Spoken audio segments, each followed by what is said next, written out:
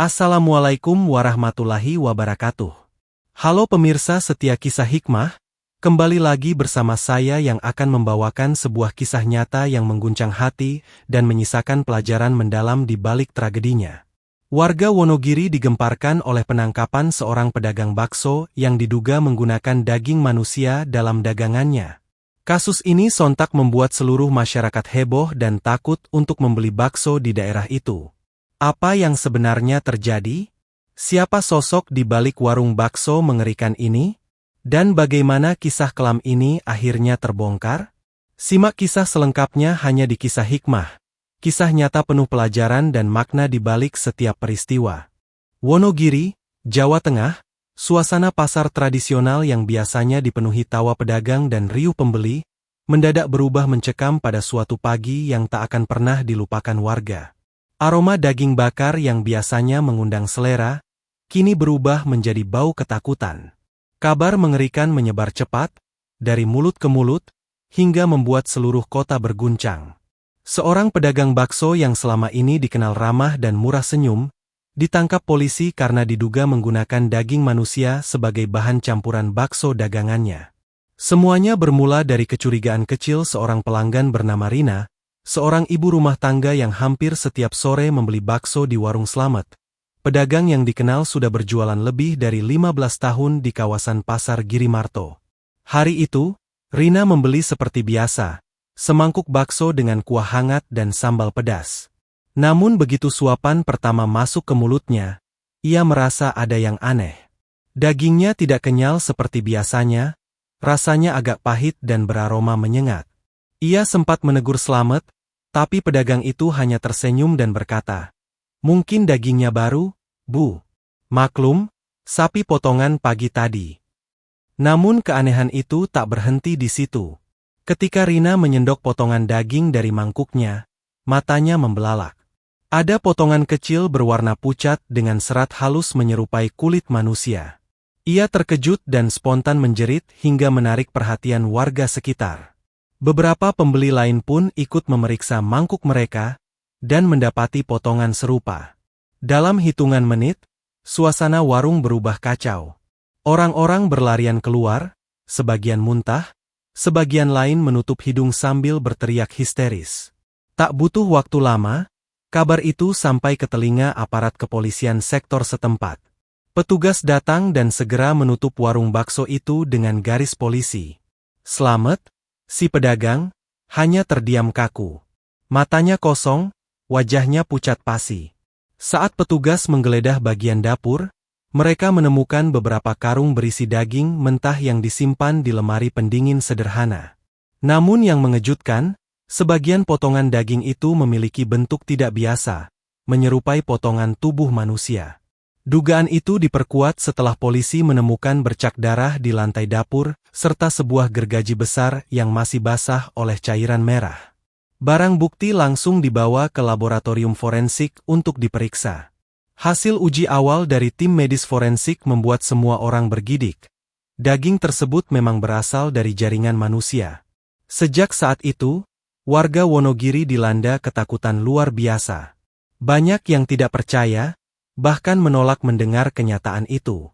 Bagaimana mungkin seorang pedagang bakso yang dikenal baik, sering memberi makanan gratis kepada anak-anak, ternyata menyimpan rahasia kelam di balik senyumnya?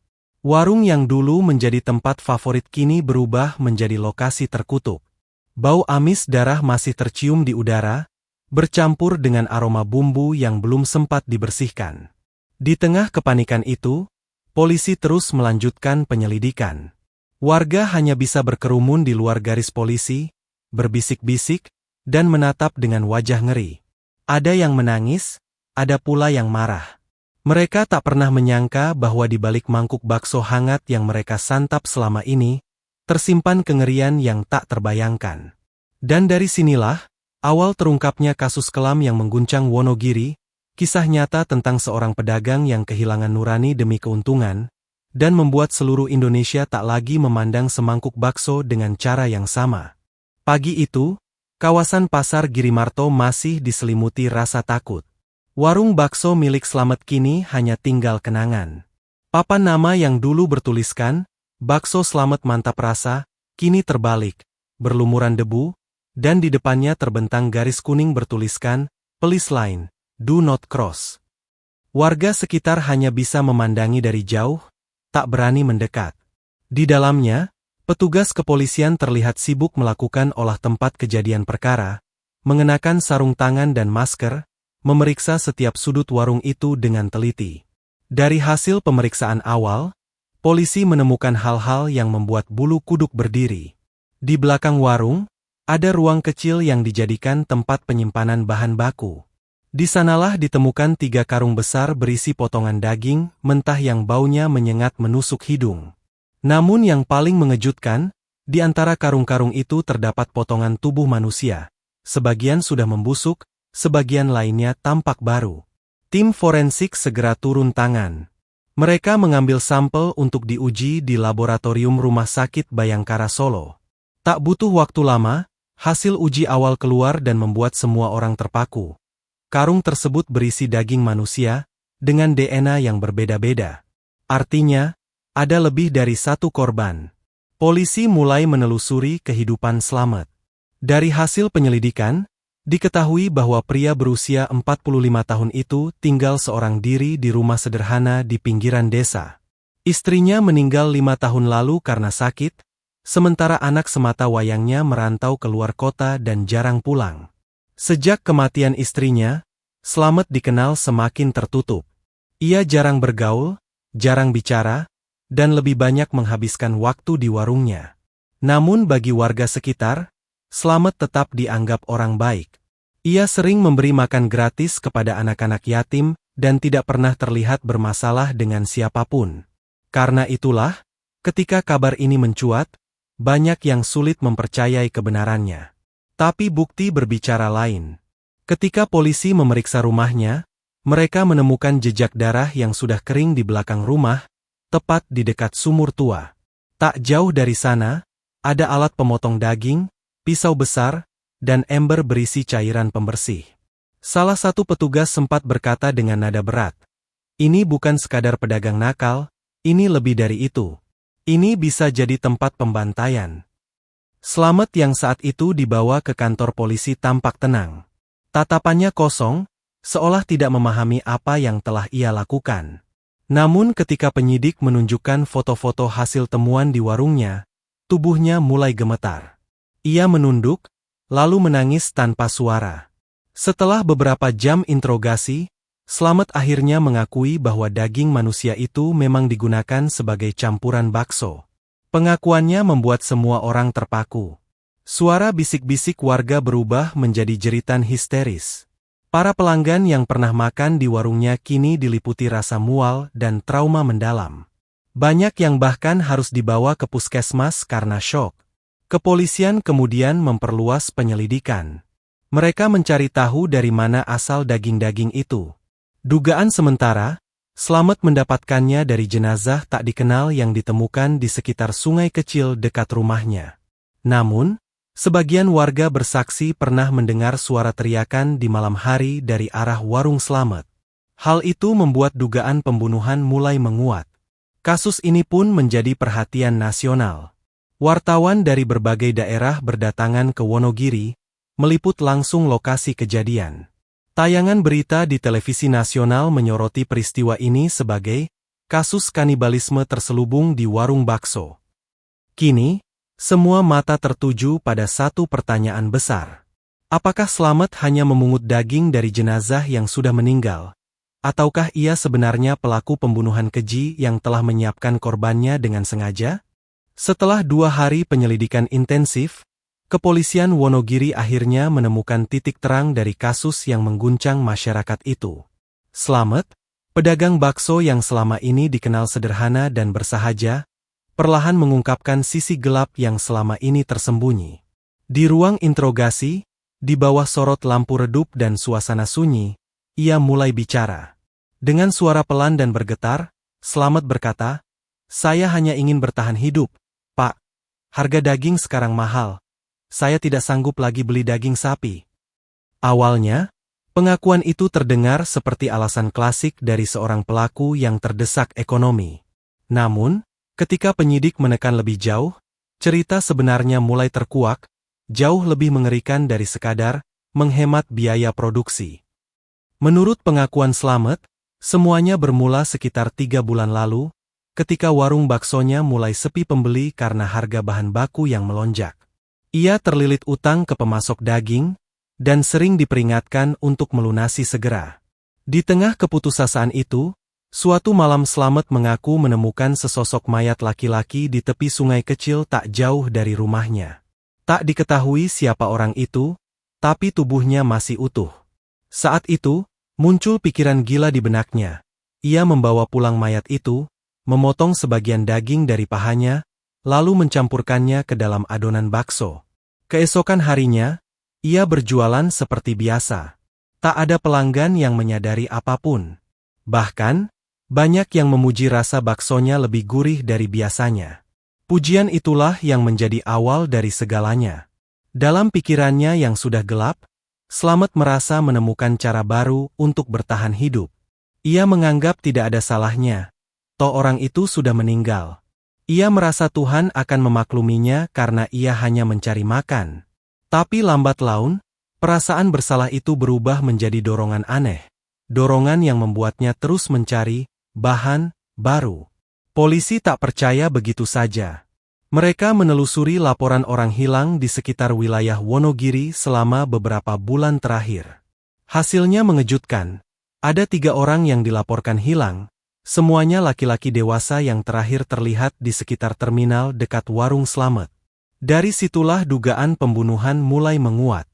Seorang warga bahkan bersaksi pernah melihat Slamet tengah berbincang dengan seorang gelandangan pada malam hari, hanya beberapa jam sebelum gelandangan itu menghilang. Kesaksian itu semakin memperkuat kecurigaan bahwa Slamet tidak hanya memungut jenazah, melainkan sengaja menghabisi nyawa korbannya. Dalam pemeriksaan lanjutan, Slamet akhirnya tak kuasa menahan air matanya. Ia mengaku, 2 dari korban memang ia bunuh sendiri. Ia menjerat leher mereka dengan tali, lalu membuang jasadnya ke sungai. Sebagian tubuh korban ia potong untuk dijadikan bahan dagangan, sementara sisanya dikubur di belakang rumah. Polisi segera melakukan penggalian di lokasi yang dimaksud, dan hasilnya sungguh membuat merinding. Mereka menemukan tulang belulang manusia, pakaian robek, serta pisau besar yang sudah berkarat. Kasus ini pun berubah status, bukan lagi sekadar penistaan terhadap jenazah, tetapi pembunuhan berantai dengan motif ekonomi dan obsesi aneh. Di hadapan penyidik, Slamet mengaku bahwa setiap kali ia kehabisan bahan, suara-suara dalam kepalanya seperti membisikkan, "Ambil lagi, biar laku, biar ramai." Ia menunduk, menangis, dan terus mengulang kalimat itu. Kini, masyarakat Wonogiri semakin gempar. Nama Slamet menjadi buah bibir di mana-mana. Warung baksonya menjadi simbol kengerian, tempat di mana rasa lapar berubah menjadi mimpi buruk. Dan dari sinilah, dunia tahu, kadang rasa putus asa bisa menjerumuskan manusia menjadi monster dalam wujud yang tak terduga. Wonogiri, Jawa Tengah, sejak kasus pedagang bakso Slamet mencuat ke publik, suasana di kota kecil yang biasanya damai itu berubah drastis. Rasa aman yang dulu menyelimuti setiap sudut pasar, kini berganti dengan ketakutan dan kecurigaan. Tidak ada lagi tawa para ibu yang berbelanja di pagi hari, tidak ada lagi anak-anak yang berlari-lari di sekitar warung bakso. Semua tampak sunyi, muram, dan penuh trauma. Warung yang dulu menjadi tempat berkumpulnya warga kini dipenuhi tulisan dan coretan amarah. Dindingnya penuh dengan kata-kata makian seperti setan bertopeng manusia, pembunuh kejam, dan pengkhianat kemanusiaan. Beberapa warga bahkan melempari warung itu dengan batu dan telur busuk sebagai pelampiasan emosi. Aroma amis darah yang masih tersisa di lantai membuat siapapun yang lewat tak mampu menahan rasa mual. Di sisi lain, banyak pelanggan lama yang kini hidup dalam ketakutan mendalam. Mereka dihantui pikiran bahwa selama ini, mereka mungkin telah memakan daging manusia tanpa sadar. Salah satu warga bernama Wahyu, seorang sopir angkot, menceritakan dengan wajah pucat. "Saya hampir tiap malam makan bakso di situ, Mbak. Sekarang tiap kali ingat, Rasanya pengin muntah. Saya nggak bisa tidur, tiap malam mimpi buruk. Puskesmas setempat bahkan mencatat peningkatan jumlah warga yang datang untuk pemeriksaan kesehatan karena khawatir terinfeksi penyakit dari daging tersebut. Banyak di antara mereka yang mengalami gangguan psikis ringan, seperti mimpi buruk dan kehilangan nafsu makan. Media mulai berdatangan. Wartawan dari televisi nasional, YouTuber, dan jurnalis independen memenuhi area pasar untuk meliput tragedi itu. Setiap sudut Wonogiri kini dibanjiri kamera dan sorotan lampu. Nama, Slamet si tukang bakso, menjadi topik panas di berbagai media sosial. Banyak yang mengutuknya, tapi tak sedikit pula yang masih tidak percaya, merasa sulit menerima bahwa orang yang dulu dikenal dermawan bisa berubah menjadi pembunuh berdarah dingin. Sementara itu, pihak kepolisian berusaha menenangkan warga dengan menegaskan bahwa kasus ini tidak akan berhenti sampai semua korban ditemukan. Tim forensik terus melakukan penggalian di area belakang rumah Slamet, dan beberapa kali menemukan tulang-tulang kecil yang diduga bagian tubuh korban lain. Setiap kali penemuan baru dilaporkan, warga kembali berdatangan, menatap dari jauh dengan wajah penuh ngeri. Di antara kerumunan, ada seorang ibu tua yang menangis terseduh. Ia mengaku anaknya, seorang pekerja serabutan, hilang 2 bulan lalu, terakhir terlihat sedang makan di warung Slamet.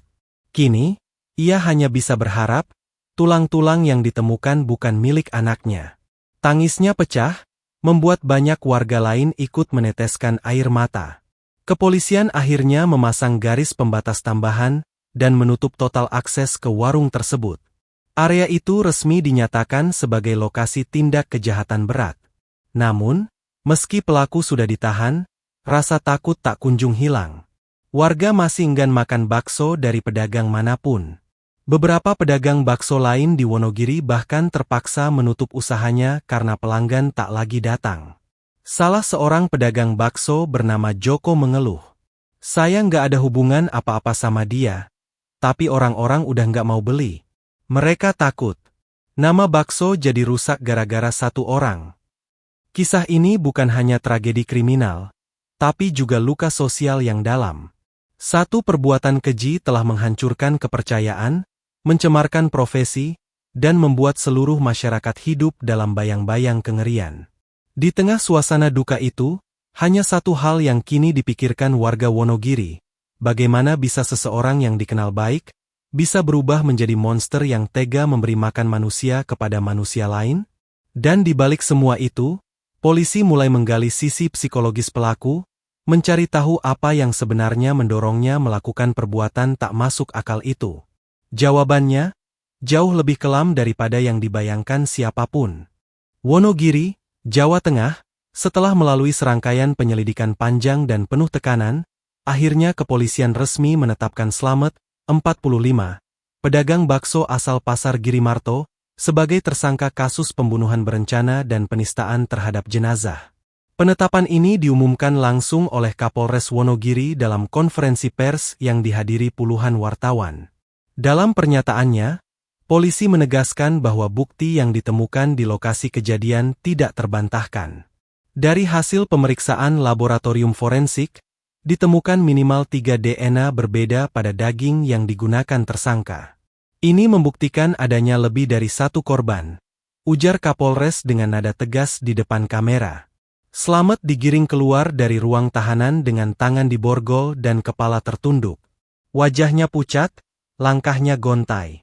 Ia mengenakan kaos tahanan berwarna oranye dengan tulisan besar di dada, "Tersangka pembunuhan." Saat keluar dari mobil tahanan, warga yang sudah menunggu sejak pagi langsung berteriak. Sebagian melempar botol air mineral, sebagian lainnya menangis histeris.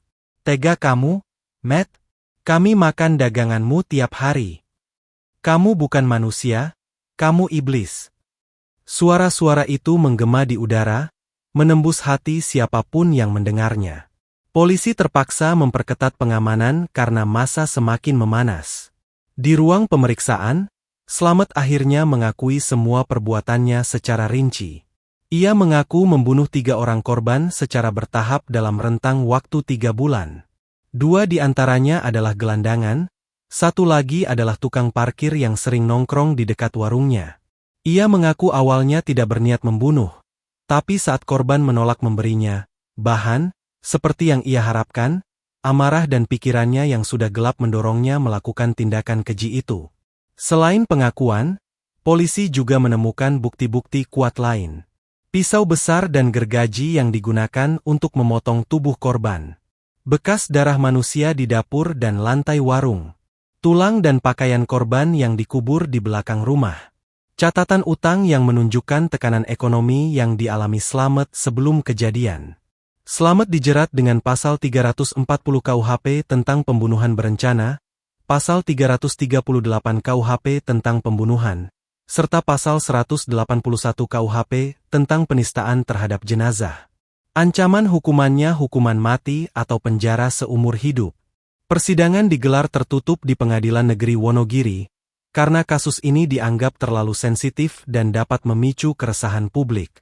Namun, meski sidang dilakukan tertutup, ribuan warga tetap memenuhi halaman pengadilan, menuntut keadilan. Beberapa di antara mereka membawa spanduk bertuliskan, hukuman mati untuk Slamet. Di ruang sidang, suasana mencekam. Slamet hanya tertunduk, sesekali mengusap wajahnya dengan tangan gemetar. Jaksa penuntut umum membacakan tuntutan dengan suara lantang, menyebut bahwa perbuatan terdakwa bukan hanya melanggar hukum, tapi juga melukai nilai kemanusiaan yang paling dasar. Perbuatannya bukan sekadar membunuh, tapi mengubah manusia menjadi bahan dagangan. Ia memperlakukan tubuh manusia seolah tidak punya nilai, ucap jaksa dalam tuntutannya. Sidang berlangsung selama beberapa jam. Ketika hakim memberi kesempatan kepada Slamet untuk berbicara, ia hanya mengucapkan satu kalimat lirih yang membuat ruang sidang terdiam. Saya menyesal, tapi saya sudah terlambat untuk menyesal. Beberapa keluarga korban yang hadir tak kuasa menahan tangis. Ada yang berteriak, ada yang jatuh pingsan. Sementara di luar gedung, warga berdoa bersama agar keadilan ditegakkan seadil-adilnya.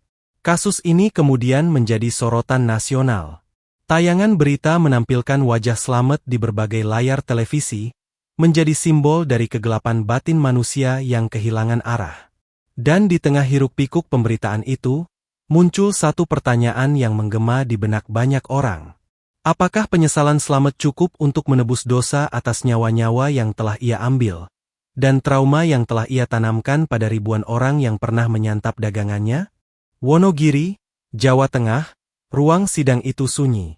Tak ada suara selain detak jam di dinding dan tarikan napas berat dari para hadirin. Di kursi pesakitan, Slamet, pria yang dulu dikenal sebagai pedagang bakso sederhana, kini duduk dengan wajah sayu, mengenakan pakaian tahanan berwarna oranye. Hari itu, hakim akan menjatuhkan vonis atas perbuatan keji yang telah mengguncang seluruh negeri. Sebelum vonis dibacakan, hakim memberi kesempatan terakhir kepada Slamet untuk menyampaikan pembelaan secara pribadi. Dengan langkah gontai, ia berdiri. Tangannya gemetar, matanya merah. Ia menatap seluruh ruangan, termasuk keluarga para korban yang duduk di barisan depan. Suaranya lirih, nyaris tak terdengar. Saya tahu, saya bukan manusia lagi di mata kalian. Saya sudah berubah jadi monster. Tapi saya ingin kalian tahu, semua ini berawal dari rasa putus asa. Saya cuma mau bertahan hidup. Tapi dari situlah saya kehilangan akal, kehilangan hati, kehilangan Tuhan dalam diri saya. Ruangan seketika hening. Beberapa orang tampak menahan air mata, sebagian lain menunduk tak kuasa mendengar pengakuan itu. Slamet melanjutkan, kali ini dengan suara bergetar. Malam-malam saya selalu dengar suara mereka, korban-korban itu datang dalam mimpi. Mereka tidak marah. Mereka cuma diam, menatap saya. Tapi tatapan itu lebih menyakitkan daripada apapun. Saya nggak bisa tidur, saya selalu ketakutan. Kadang saya berharap, saya juga mati saja. Ia berhenti sejenak, menghapus air mata yang jatuh di pipinya. Saya tahu, tidak ada maaf untuk saya. Tapi tolong, jangan salahkan semua pedagang bakso. Mereka tidak tahu apa-apa. Jangan biarkan kesalahan saya menghancurkan hidup orang lain. Ucapan itu membuat suasana sidang kembali tegang. Seorang ibu dari salah satu korban tiba-tiba berdiri, menangis keras sambil berteriak. Kau tega, Matt? Anakku nggak salah apa-apa. Kau bunuh dia cuma buat sesuap uang.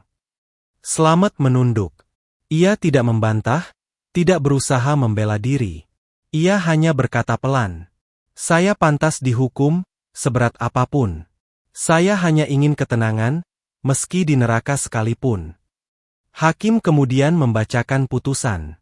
Dengan suara tegas, ia menyatakan bahwa Slamet terbukti bersalah secara sah dan meyakinkan atas pembunuhan berencana dan penistaan terhadap jenazah. Vonis dijatuhkan, hukuman mati. Tangis pun pecah di ruang sidang. Keluarga korban bersujud syukur, sementara Slamet hanya menatap ke depan dengan wajah kosong. Ia tidak menolak, tidak bereaksi. Seolah sudah menerima bahwa inilah akhir dari jalan gelap yang ia pilih sendiri. Beberapa hari kemudian, di dalam ruang tahanan, Slamet mulai berubah. Ia lebih banyak beribadah, membaca kitab, dan menulis surat-surat kecil yang ia tujukan kepada keluarganya. Dalam salah satu surat terakhirnya, ia menulis, "Saya bukan lagi Slamet yang dulu. Saya hanyalah bayangan dari kesalahan yang saya buat.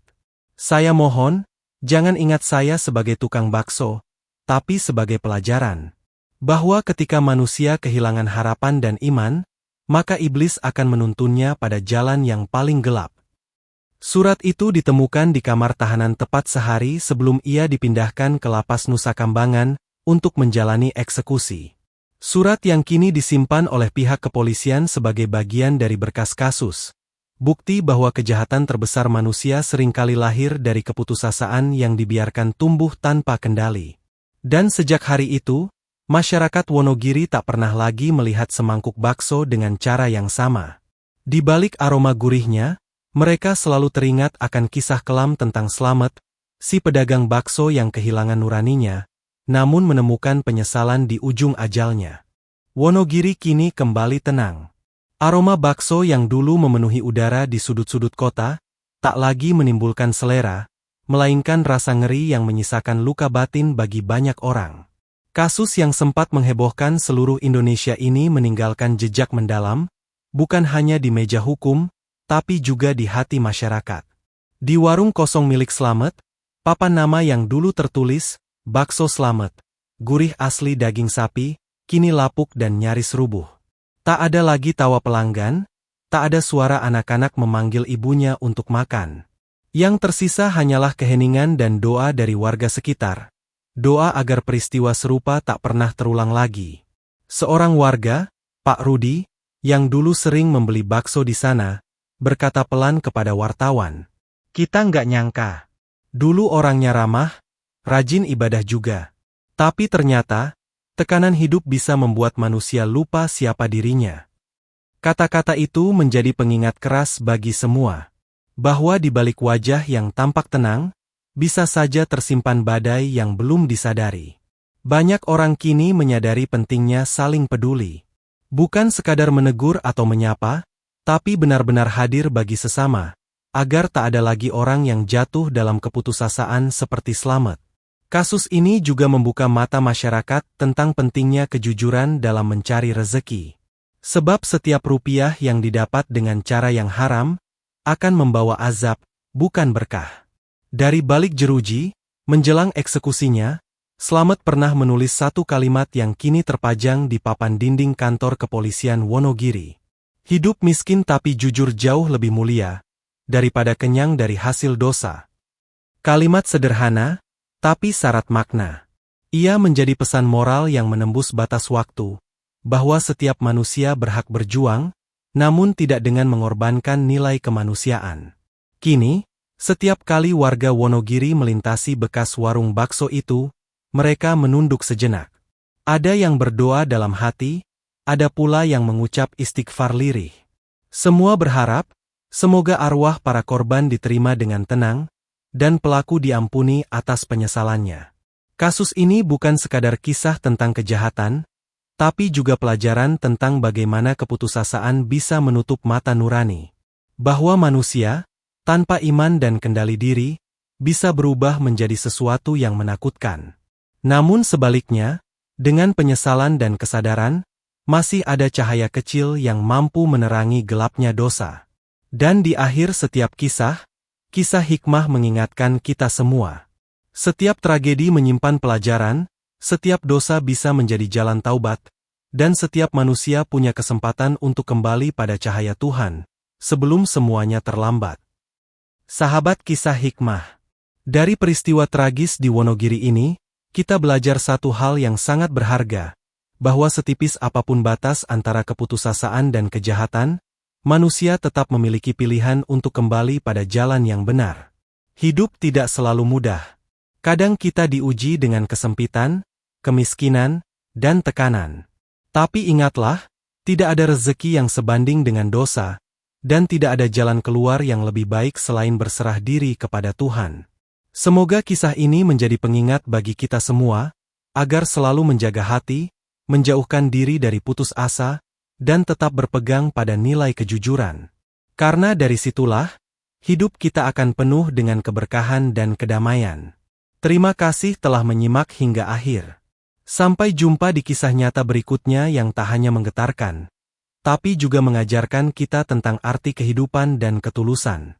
Wassalamualaikum warahmatullahi wabarakatuh. Saya pamit, sampai bertemu lagi di kisah hikmah. Kisah nyata penuh makna dan pelajaran hidup.